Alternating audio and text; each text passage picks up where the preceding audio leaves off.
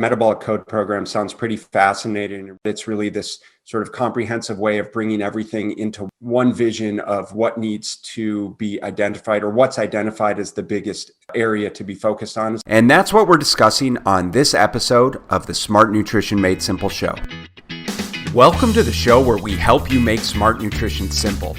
If you want proven nutrition strategies to help you build a better body and create the energy to show up for your family without overly restrictive and unrealistic dieting, then you're in the right place. Make sure to subscribe and enjoy this episode. Jim, welcome to the Smart Nutrition Made Simple show. How are you, brother? I'm doing great, man. I can't feel better. Turned 61 about 3 weeks ago and still tearing it up. So no complaints. Well, you look great, man. And I'd expect nothing less. And happy belated birthday. Super big honor having you on the show. I really appreciate it. I've been in this industry a long time, and your name has come up over and over and over again. Obviously, you've been in the industry significantly longer than I have, but really, I'd like to say to some degree revolutionized the industry. But really just with some of the corporations and people and teams and whatnot that you've worked with. I've read your books, and I'm definitely a big fan and appreciate sort of your perspective on health and fitness and wellness and lifestyle and longevity and all of that kind of stuff. So I'm excited to have the opportunity to speak with you just as a nutrition nerd, but also really excited, to have the opportunity to share your knowledge and wisdom with our followers. So tell me, Jim, what is it that is new and exciting in your world that you're working on right now? Oh, I mean, there's always things that are popping up, but, we've made a concerted effort over the last several years to develop our cloud-based analytics program that kind of takes into account the symptoms that you have, your biometrics, your wearable data, and then lab data can be added optionally as well. And it renders where someone's metabolism is the most broke. As I worked on people over the years, one of the things that I think happens when I'm teaching is I'm the co-chair at the American Academy of Anti-Aging Medicine. So I teach a lot of docs, and I do it in a lot of other venues as well with other healthcare professionals. It's where do I start? Well, if you're going to start with someone, start where they're the most broke, because that way they'll start to feel better quicker. And so the whole purpose of the Metabolic Code platform was to help educate healthcare professionals as well as consumers of what I call performance health, wanting to live the best health they can. Where should I be starting? And, it's pretty straightforward, actually, that, it's one thing if a person has, for example, a blood sugar of 95, and that means they have a 60% risk of being diabetic in the next decade, and they're probably going to be a little catabolic. Maybe their endurance and their capacity and their durability is down a little bit.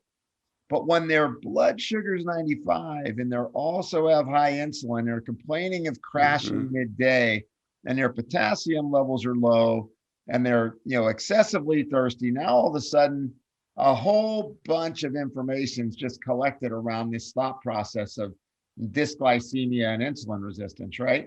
So we create what's called accelerated modeling to take symptoms, labs, biometric data, and wearable data to push you towards where people are broken, and then to quickly be able to explain it so that it's not so hard. So that's what I'm really working on quite a bit these days. And we've got George Washington's Department of bioinformatics. It's looking at the data. It's being incorporated into doctors' practices. I've been using it in professional sport teams for the last 2 years after it got out of beta.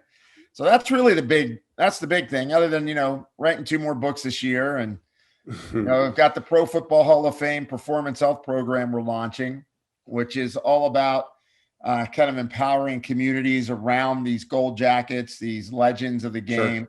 And really trying to get that going. But that, that's about all I got going on right now. Is that it? No, nothing else. So it sounds like you've got your hands full, and it sounds that Metabolic Code program sounds pretty fascinating and revolutionary. I'm curious because obviously you're taking a very comprehensive approach to identifying, as you said, the biggest area of weakness, something to that degree of what should be focused on first.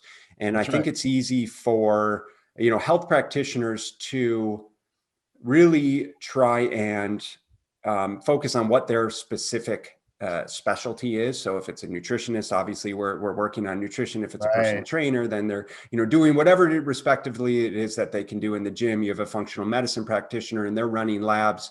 It sounds to me that it's really this sort of comprehensive way of bringing everything into one vision of what needs to be identified, or what's identified as the biggest area to be focused on. Is that fair?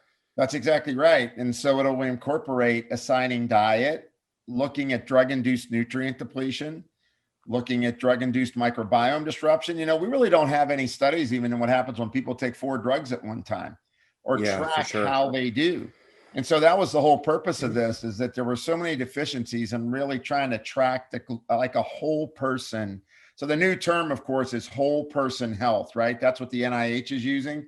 And there's just nowhere where we're going, here's your nutrition, here's the drugs you're on, here's how you're exercising, where's your behaviors at, and what are you feeling, and how do your labs look?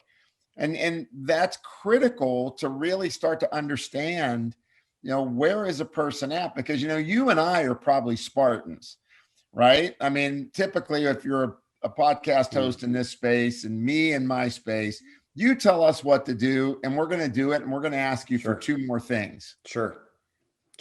But the average person, sometimes they need to be guided through behaviors in a slower or a drip fashion. And it doesn't work to say to everybody, we're going to drip this into you, because you and I as Spartans would be like, hey, come on, I want to get going with the program.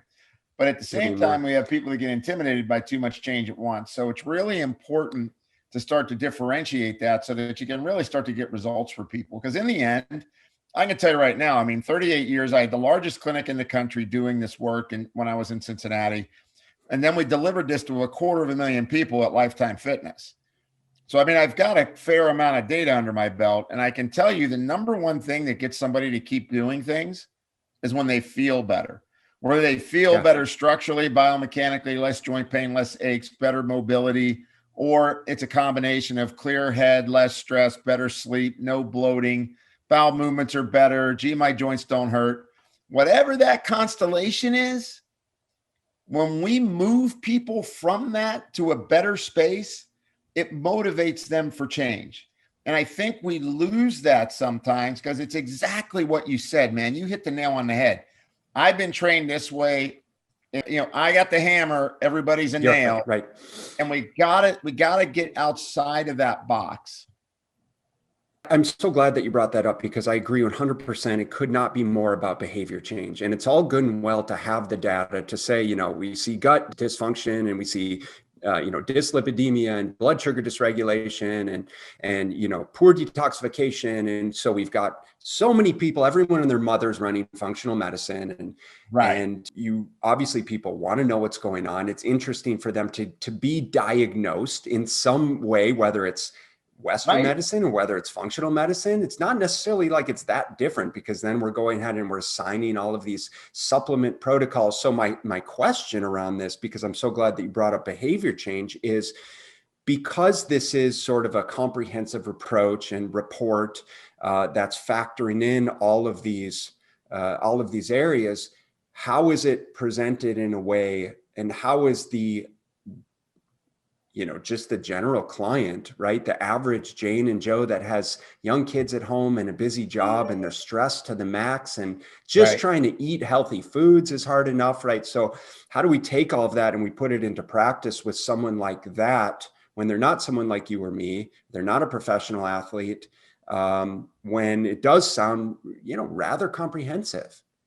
Yeah, well, I think once again, I've always strived, to make the complex simple, because I kind of think of myself as a bricklayer rather than a physicist.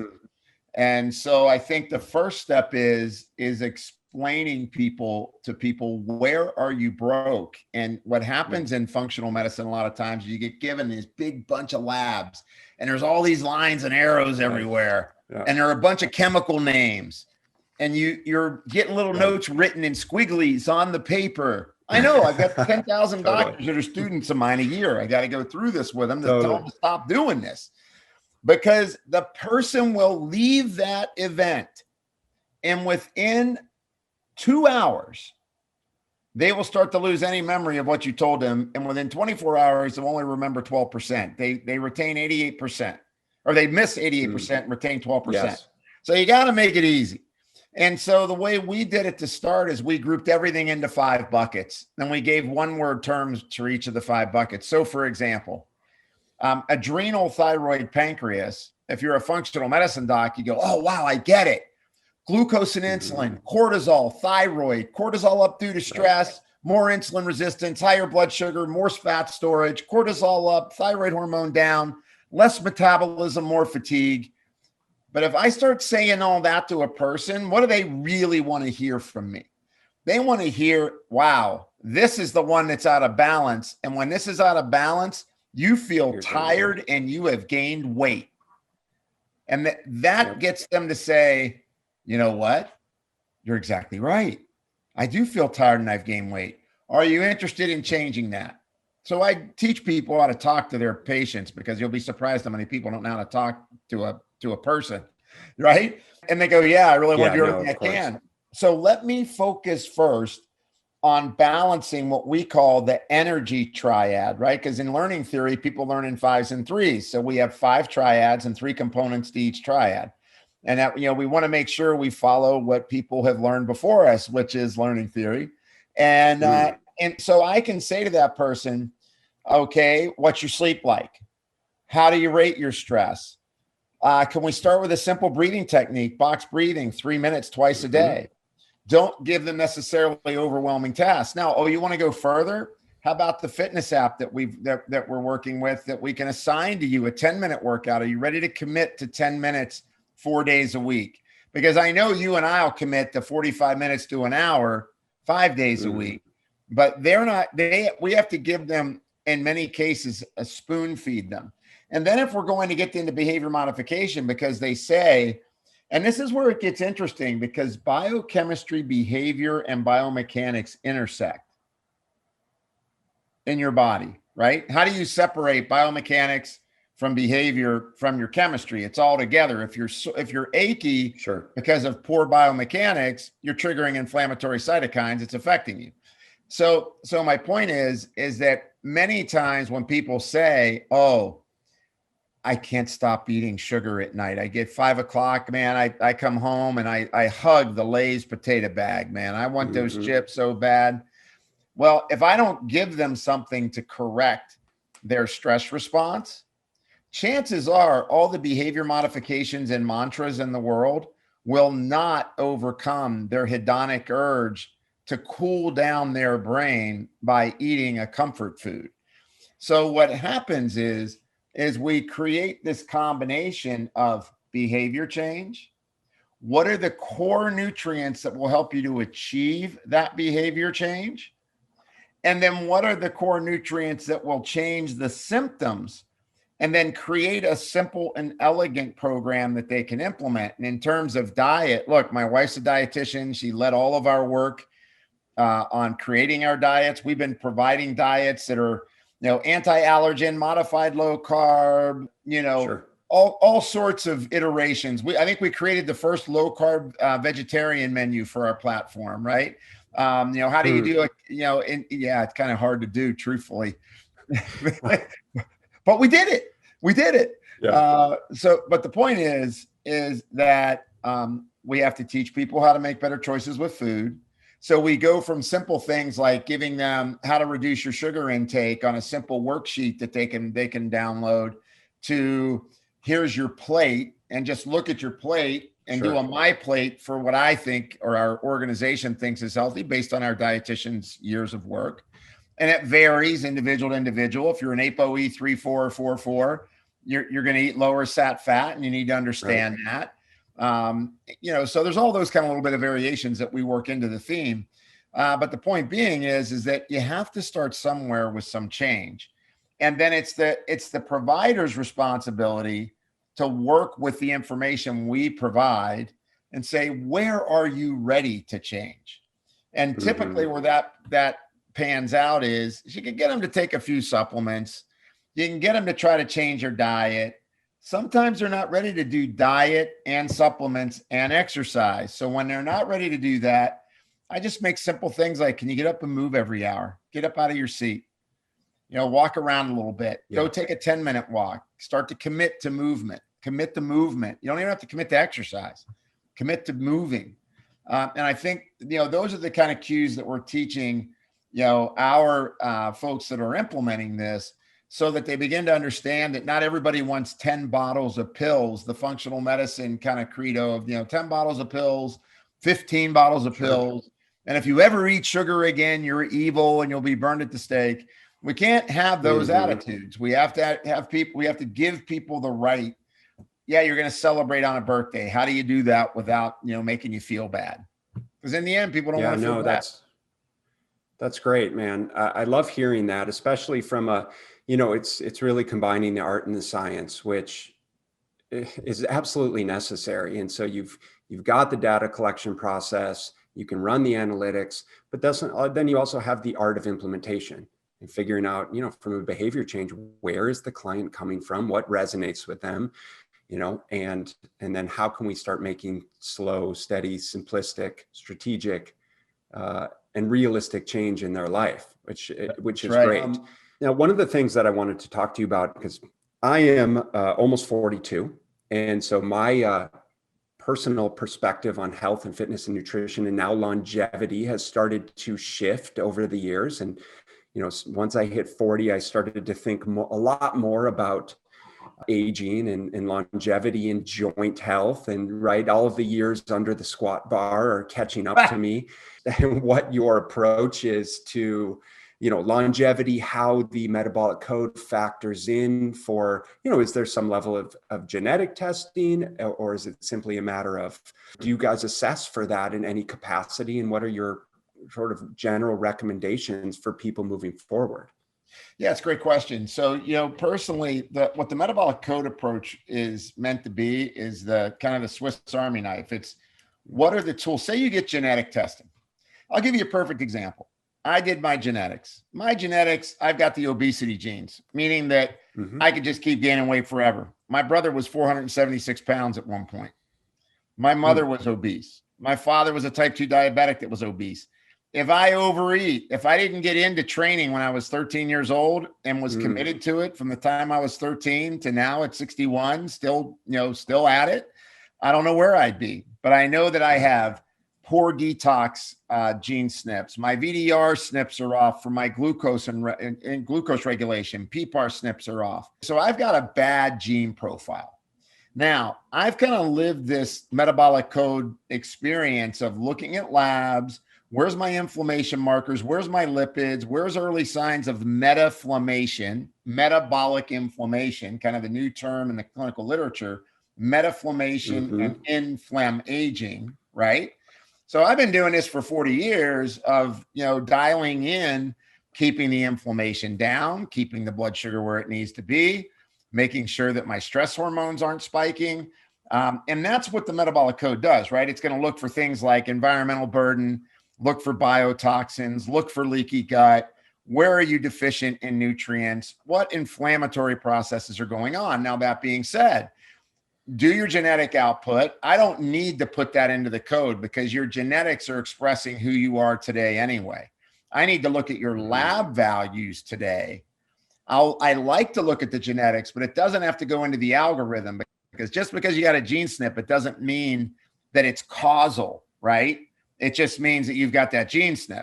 So it's good to have that information, and we welcome that. We use a company called 3x4 Genetics. We love their report. And then it's about epigenetics. So as I was telling you, I measured my metabolic code stuff regularly. I went and did the true age test. And true age is DNA methylation, right? You're looking at methylation of DNA to find out how well you're blueprinting your future DNA. And it basically shows you a biological age. This was a byproduct of Dr. Horvath's work. And so I did that about, 6 months ago. And the guy that was doing the interpretation said to me, he goes, you know what? I never see a guy in the US over the age of 60 who's less than his biological age. How did you do it? He goes, because your genes are terrible.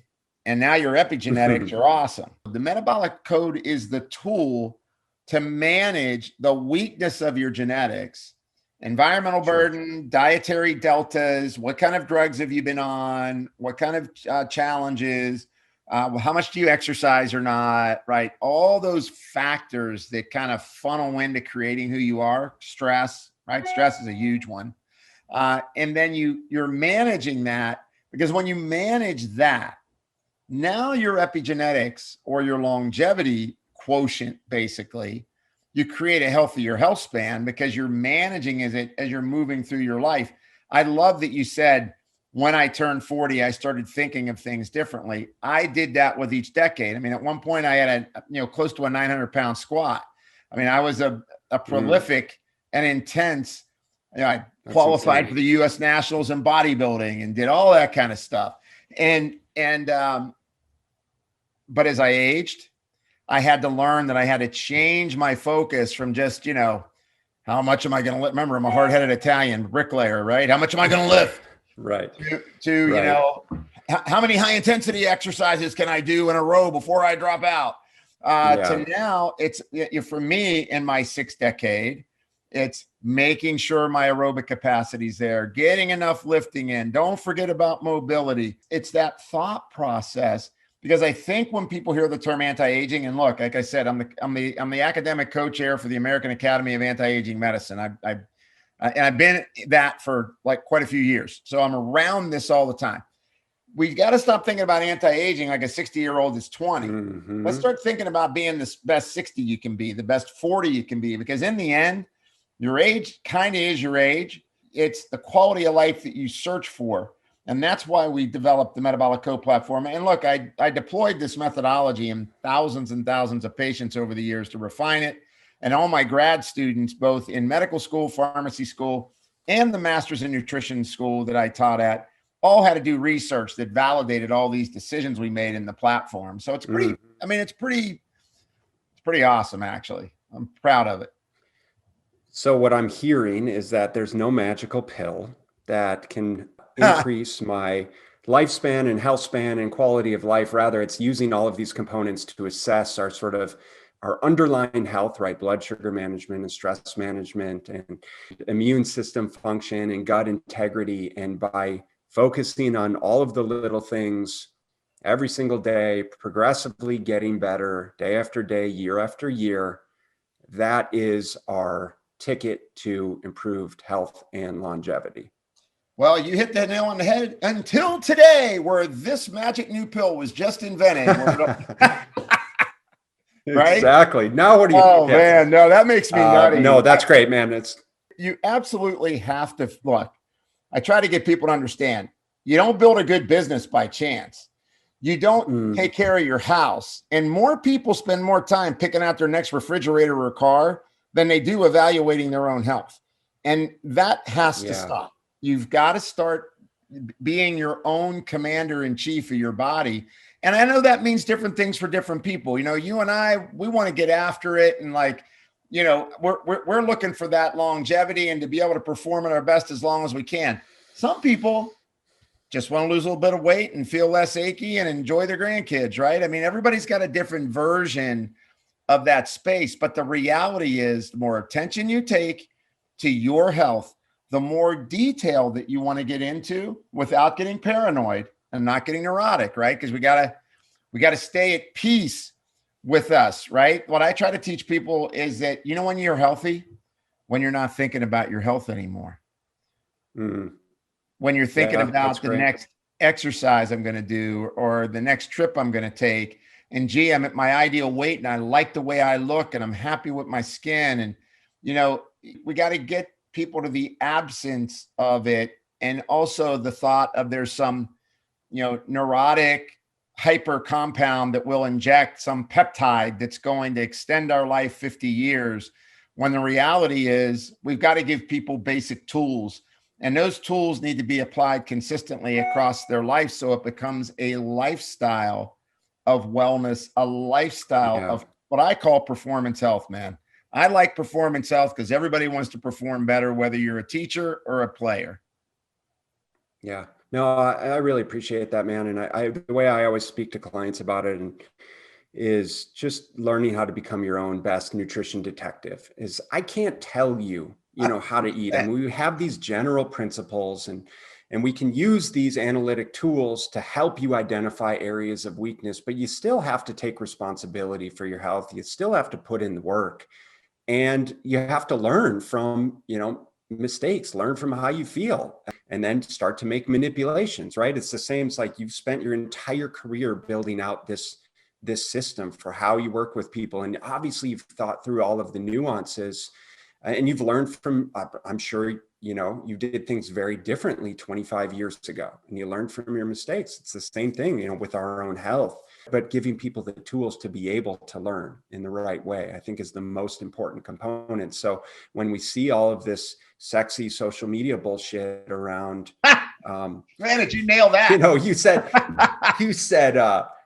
what did you say? Vegetarian, low carb vegetarian. There's keto vegan, for Christ's sakes. It's like, I don't even understand. How you live on drinking avocado oil. That's all you're allowed. I mean, we all know, everyone's listening to this knows how much there's just this nonsensical garbage out there, and really just not to get lost into the dogma of any one all-encompassing approach, because what happens when you start to get healthier? Your metabolism changes, your cells change, your blood sugar response changes, your genetic expressions change, and therefore your intake is going to need to change. Your calorie intake is going to need to change, your exercise output. And it's this ongoing evolution of energy production and energy intake, right? And balance that your body's going to adjust to. So we're never going to be on this sort of one path of, here's my calories, keto works for me, or, vegan works for me. Your body's going to want different things at different times, right? It wants things at different times. And I would argue that just because you look pretty on the outside, it doesn't mean you're pretty on the inside, right? So I have people that come to me that are eating ketogenic, that are ApoE3/4s, and they're shredded. And then they got a bunch of oxidized LDL, a bunch of apolipoprotein B. Their deoxyguanosine, which is a marker for damage to your DNA, is high. It's like it's understand where you're at. I'm a big believer, if you're going to use ketogenic diets, they should probably be short burst, just because of the impact on the microbiome that's been reported. But it is a way to kind of wake your insulin receptors up short term. If people are on it too long, they tend to now they don't tolerate carbs at all. And then they blow weight when they get under stress, and they start going back and eating donuts. Cause I don't know anybody that says I need broccoli when they're under stress. They want donuts and cookies and mashed potatoes. Chocolate covered pretzels with caramel and salt and bacon wrapped around it. So I could not agree with you more that's why I'm so big on people managing their stress. Cause I don't think they understand how much hedonic urge and stress plays a role on their appetite. And you have to remember, when you're sympathetically dominant, by default, it shuts down your sex hormones. It shuts down your growth hormone. You become more insulin resistant. You look for reward, right? You want dopamine. Mm-hmm. And that means not only am I going to go for a cookie, I'm going to eat a second one. And then I'm going to make the rationale that I don't like even numbers. I'm going to have a third one. And then I'm going to think, well, you know what? Half of the row's already gone, and I hate half a row's. I'm just going to go get that whole row done. And there's a lot of people don't even understand what the net of that is. They just have low self-esteem because they think they don't have self-control. And what it can be is that there's a need to shift their chemistry and them start to take control. It's not either or. And I think that's the other thing we try to do, is distill things down to the one thing. And that's very allopathic, right? It's like, take this anti-inflammatory and you'll have no inflammation, kind of, right? It's that understanding that I think is very still missing. When I explain that to people, I'd have people just throw their hands up. Like, how come nobody ever told me that's why I'm craving carbs at night? That my brain is hyper aroused from too much stress during the day. It makes me want to eat at night, and then I have trouble sleeping. It's a pandemic. I mean, look, I always say, for all the Lululemon pants being sold, right? We got 80% overweight people, 42% obese, and 50% of the population is either insulin resistant or diabetic. So we're not getting the message across of how to create a behavior change the physiology of someone so they have the ability to create change. And then understanding these connectivities of why do you do what you do that takes you away from being well. I think it's not a hard story to tell. We just can't get so scientific that we lose the person. Sure. It's not a hard story to tell. And I think we're aware, like we hear about the stress response. We hear about the cortisol pathways. We understand the sympathetic nervous system to a degree in whatever language you want to use around that, Jim. But the hard part obviously is the implementation. The actual implementation really is where the rubber meets the road, is how and where do we prioritize these things? How do we make this a daily habit? How do we tell someone who either consciously or likely subconsciously absolutely hates their job, showing up for their job every single day, that is the reason why they're still fat, regardless of how low they take their calories, or some massive contributor to that. It's easy, but it's terribly complex. Well, I got to say, and I mean, like I said, 300 to 400 people a week, I ran through my clinic, all doing personalized health. And then 250,000 people going through our lifetime fitness program. When we can say to someone, I just want you to take theanine, for example, and here's the studies behind theanine, and it's going to take you 5 seconds, 3 times a day to take this theanine, and it's going to help to take the edge off you so that you can start to make better decisions. That's where I think that intersection between behavior and biochemistry is really, it's so closely tied that we don't need to use drugs. Because what happens, in all traditional cultures since the beginning of time, since the beginning of recorded medical history, you know what the most valuable herb in every culture is? Ashwagandha. Well, if that is an Ayurvedic medicine, but you're right, it is an adaptogen. So in every culture since the beginning of time, adaptogens were the most revered herb. Why is that? Because since the beginning of time, we've recognized that stress response is core to the health of a human being. But what do we do in our culture? We're going to let you run and burn out until you need the new adaptogen in the US market, Xanax or Prozac, right? We don't teach people how to remain resilient. So, we talk a lot about resilience. Like when I'm teaching, researchers at, say with the armed forces, we talk about resiliency, capacity, durability, right? Flexibility in your metabolism, so that people are more able to cope with their day in and day out event instead of going through allostatic load, of course, which when you get enough stress taken on that your brain starts to change all the signals like, hey, time to gain fat, time to shut off hormones, time to create higher blood sugar. That's what happens when you get under allostatic load.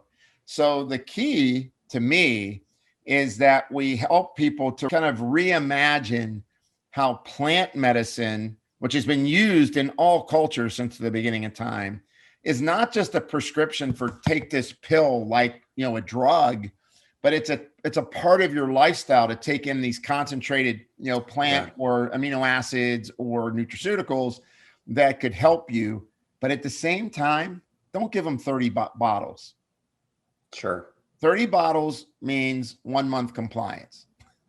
Nobody's going to do if that. Do it, man. I mean, they're just not going to do it. I've learned. I mean, my cancer patients, I can load them up a little more because I'm working on a lot of different, aspects of their chemotherapy or radiation they're on, and I'm trying to spare their white blood cells. And it's a little bit more of a, dramatic focus on diet and nutrients and what we're doing. But for the average person, they're not that motivated, right? Like life isn't in their hand. Totally. And that's where it starts to make a difference for many people.